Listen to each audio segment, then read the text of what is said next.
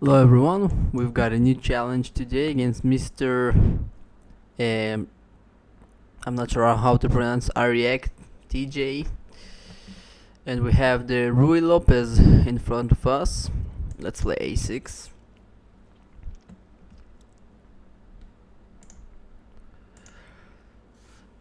Yeah, so I think I didn't practice the Ruy Lopez as black as much as often, I would say, as other openings lately. So I've just decided to go with it, kind of to see how it works out. Well, d3 is definitely not the main line, which is castles.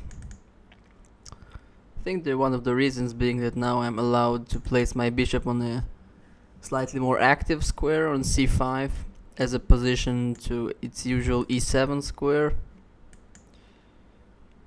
So let's play b5 and then bishop c5.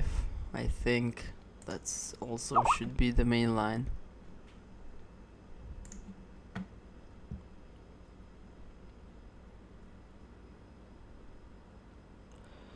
Castles, castles.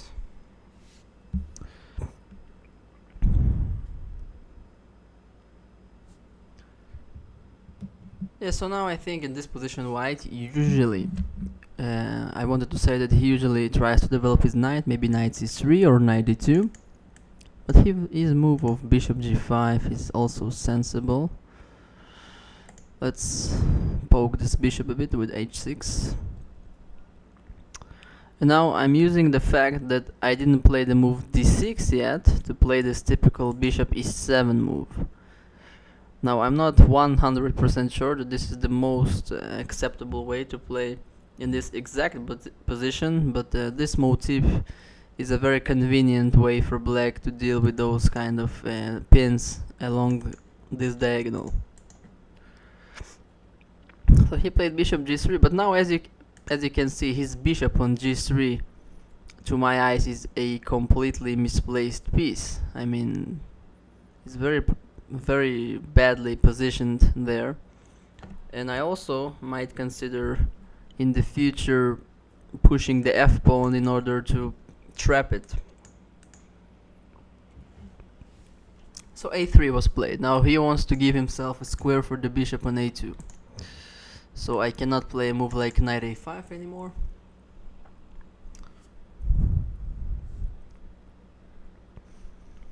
So time to choose a plan. Where do I want my pieces to be? I'm still not 100% sure where do I want this bishop to be. It could be e6, could be g4. It could also be that its best square for the time being is the one which is he's staying at right now. I really want to push the f pawn forward, so something like king h8, knight moving somewhere, and then f5 comes to mind. But that's just one option. I guess the most easy and classical move would be bishop e6 here, right? I cannot imagine a move like bishop e6 being wrong. But okay, I'll go for the most ambitious plan. So king h8. Let's try. See where it takes us. One of the things I'm not sure about is where do I move my knight afterwards. Main candidates being h5, maybe even d7 or h7. Knight c3. Now this is a sensible move, trying to centralize his knight perhaps.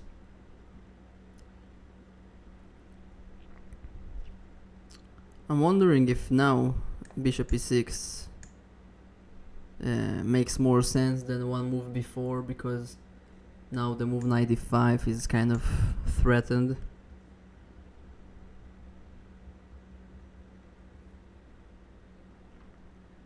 Or can I just ignore everything and go with my plan?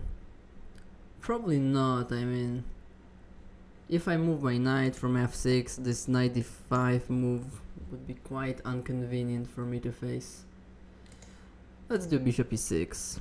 I think in this case the move king h8 was useful anyway, because I've got my king out of this potentially dangerous diagonal for me. So bishop e6 makes sense.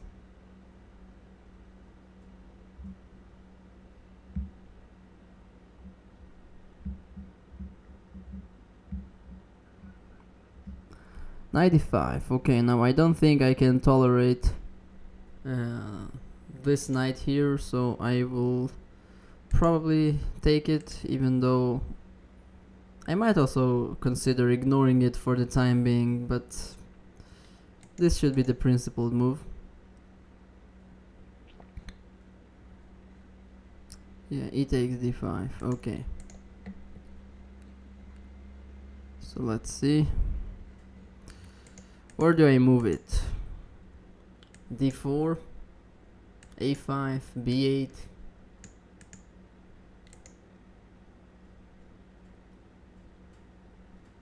In a way, d4 is the most sensible move because it's centralizing my knight. But I'm not sure if I really want to get this type of position with a pawn on d4. I actually kinda like this pawn chain against this bishop on g3. So I'll prefer knight a5 for now, even though I'm not sure whether this really is the best move, but we shall see.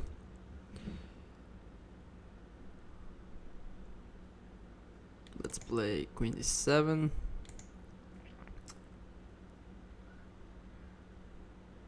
I feel like I've a bit misplayed the position. White got the two bishops advantage for, I believe, not too much on my side as a compensation.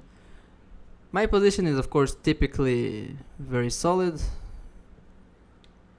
but perhaps not much more than that. Yeah, now I need to place my knight on a bit of a passive square on b7. His bishop on a2 might look blocked at the moment, but he has quite big potential once I play a move like c6. So now I played c4. This is understandable, he wants to connect his pawns. It does not probably threaten anything special. It does give me the chance to take and to centralize my knight. I'll probably do it because otherwise I might find myself in a very passive position with my knight on b7. I don't think he's going to take with the bishop. Yeah, now at least I have a nice centralization of my knight on e4, and I need not to be worried about it becoming very passive. I think he should have preferred a move like b4 before I managed to escape with my knight. Now I don't seem to have any particular problems. It does have the two bishops advantage.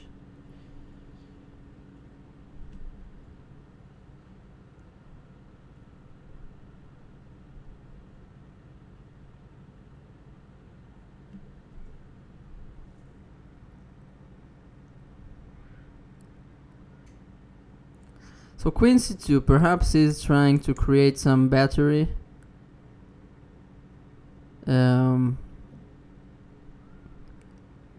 So I definitely don't want to take on g3 if I don't have to, because that's a bad bishop on g3. I might be forced to do so after he will play a move like rook e1, but for the time being I don't see too much sense in this. So I'm thinking about creating counterplay on the queen side, so perhaps a5 or c6 comes to consideration. I like a5 because it's also not allowing him to play bishop b1 very easily. I'll probably go for it. Let's play a5. And if he plays a move like b5, so he's completely closing up the position on the queen side, perhaps to my favor because he has the pawn majority there. And then I will also have a nice square for my knight on c5. So yeah, should be okay for me. Position is not terribly exciting, but one day, yeah, he played b5. I wanted to say that one day I might stick to those plans of playing f5 and playing very aggressively in the center. I don't think the move f5 is very good for him, I must be honest. Yeah, I'm running a bit low on time, so let's try to play a bit faster. I think I will have to move my knight from the e4 square anyway, so I will just do it now. My plan for the next move might be something like moving the knight, pushing the f-pawn, perhaps also centralizing my rook from a8, which is very passive at the moment. This seems like a sensible plan for me. a4, well. So he's practically fixing the structure on the queen side completely. So yeah, it's time to think about moves like knight h7 or even knight e4, but I kind of don't like the move knight to e4, so let's play knight h7. I'll have to get my counterplay going one day.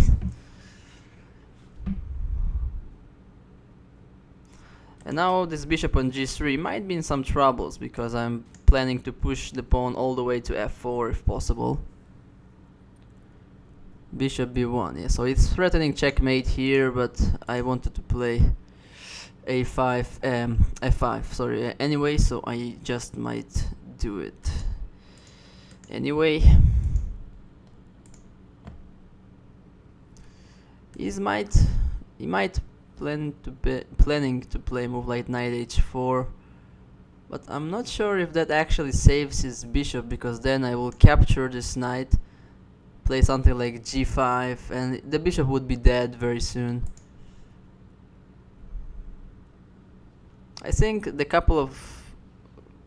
last couple of moves that white played were a bit careless. All of those moves on the queen side gave me just enough time to create this kind of counterplay in the center and the king side.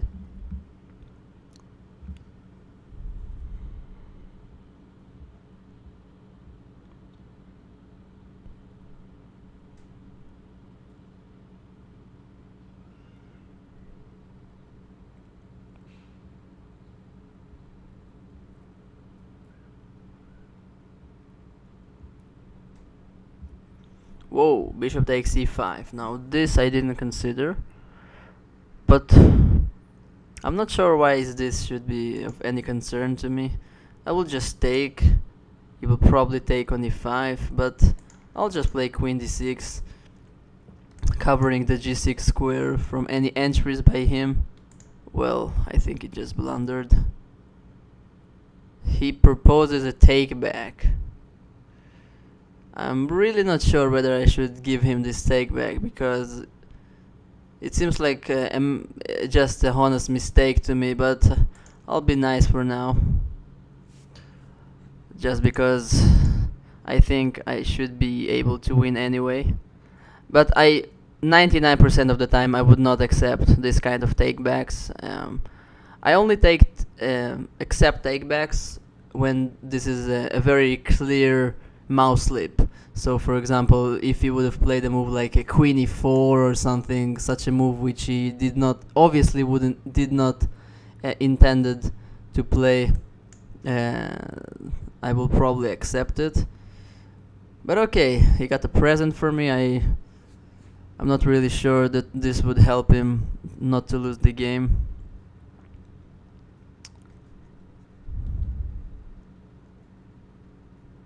Now he only has one active piece, the knight on e5, so I really want to play the move bishop f6.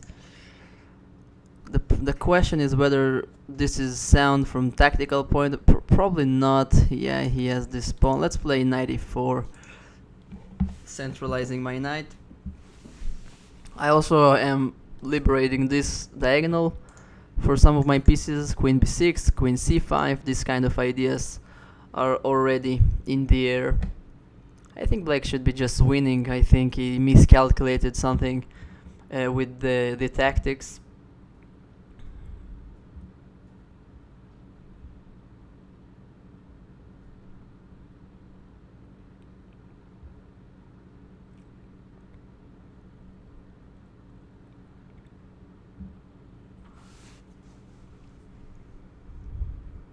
Yeah, so in this position I don't see too much hope for white for any sort of serious counterplay.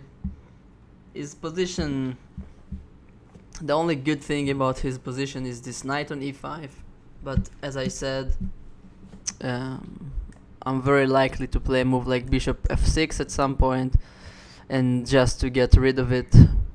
So this is definitely not something that will help him. And just watch this pawn structure on the queen side. In theory he has 4 pawns versus 2 of mine, but they just completely blocked.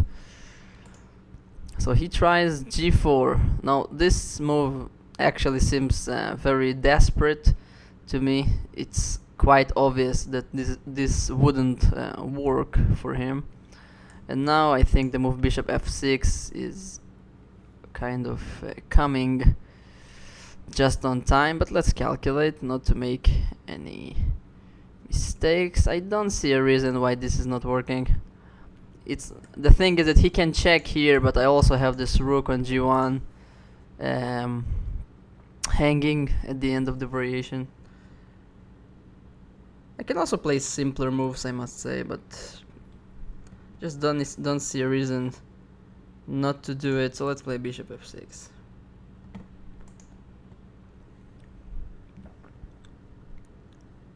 Probably after this game I will disable the option of proposing takebacks. It's a bit annoying, I must say. Kind of somebody makes a mistake and puts you in this awkward position of whether to accept his takeback proposition or not, which in theory this option just is not supposed to be existing. It's just a sport. So I will probably disable it.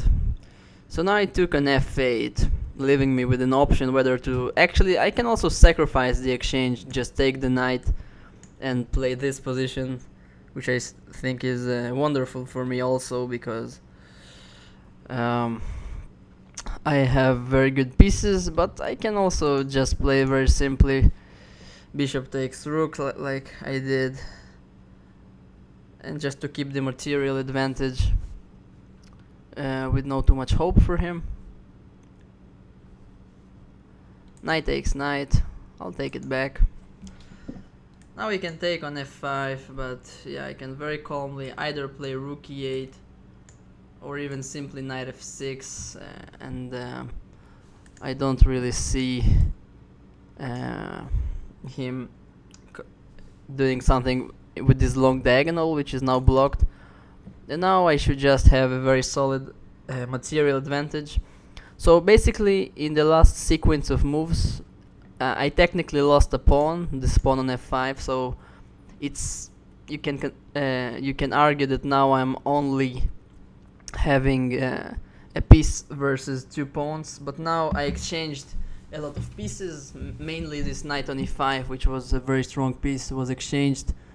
So I think the technical job of winning this position would be much easier, even though he managed to grab some material. Now I want to centralize my rook. He will have this check on g6, but I don't see too much good things that he can make out of this check. I could also grab a pawn at the last move with the simple tactic queen c5 and queen takes c4. But yeah, my position seems winning enough, let's say. Sorry. So I think this position should be won just by simple common sense moves. So I don't need anything sophisticated or special in order to win this position. Also notice that my bishop on a1 might be funny at the moment, but once it gets active, it would definitely outpower the bishop on b1, which is completely restricted by his own pawns.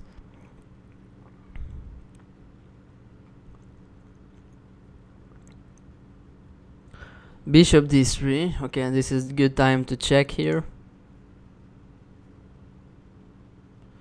King e2. Okay. Now I have many ways to win, I believe, but I will play a very human move, rook e7. My idea is simply to keep this pawn under kind of surveillance. And also, if you look, all of my pieces are now on dark squares, including the king. And this makes a lot of sense because he has the light squared bishop and his queen is on a light square.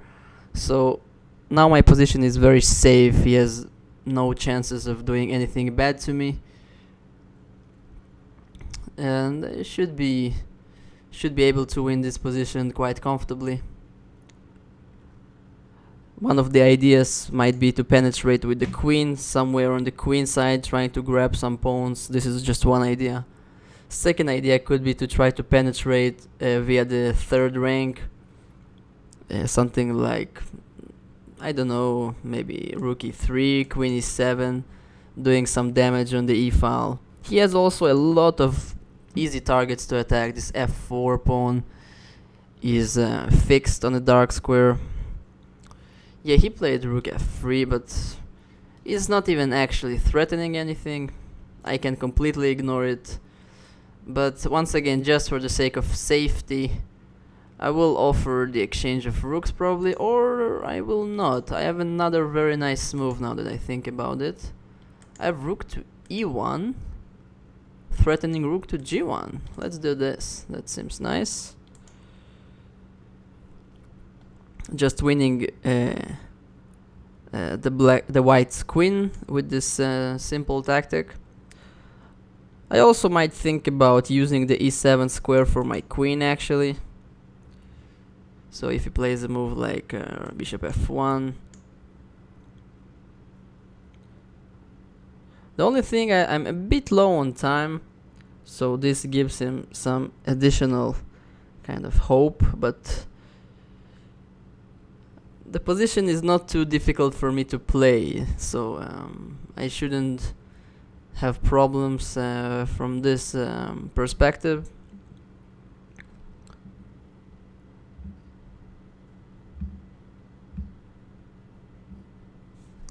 Queen f7, yes. He's not threatening anything, but he wants to make it look like he does, which is maybe the best thing that he can do. Now the check on g1 perhaps is not bringing any dividends, but I will just offer the exchange of queens, which I think is an offer he cannot really refuse to. And the endgame, which will arise with me being a piece up, I think is an extremely easy one to win. I'm just kind of dancing around the dark squares. I can maneuver my knight here or here. Once again, as I've mentioned, my bishop is outpowering his bishop completely. Of course, I can also think about centralizing my king somewhere around here.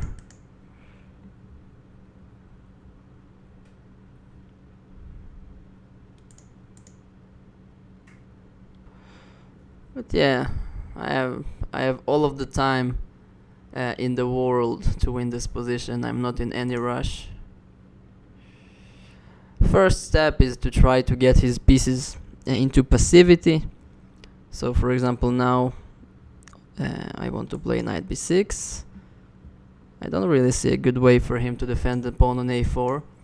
And once I get the pawn on a4, I will have a passed pawn on the a file, which is which is a big achievement. I think it would make my winning procedure much easier.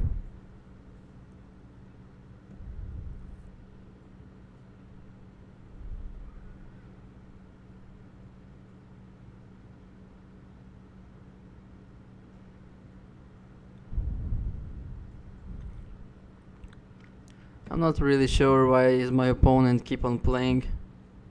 He might feel safe, or that his position is not so bad, because technically from a material point of view he's only one pawn down, but reality is much more painful, let's say. It's not only about material, it's also about piece quality. Now, he gave me the rook, but I'm not going to take any takebacks. Oh, come on. The position was losing anyway. I'm not really sure. No, I will not accept this one. Not because I'm a bad person, just because this game is winning for me anyway. I'm not really sure what he's keeping on playing.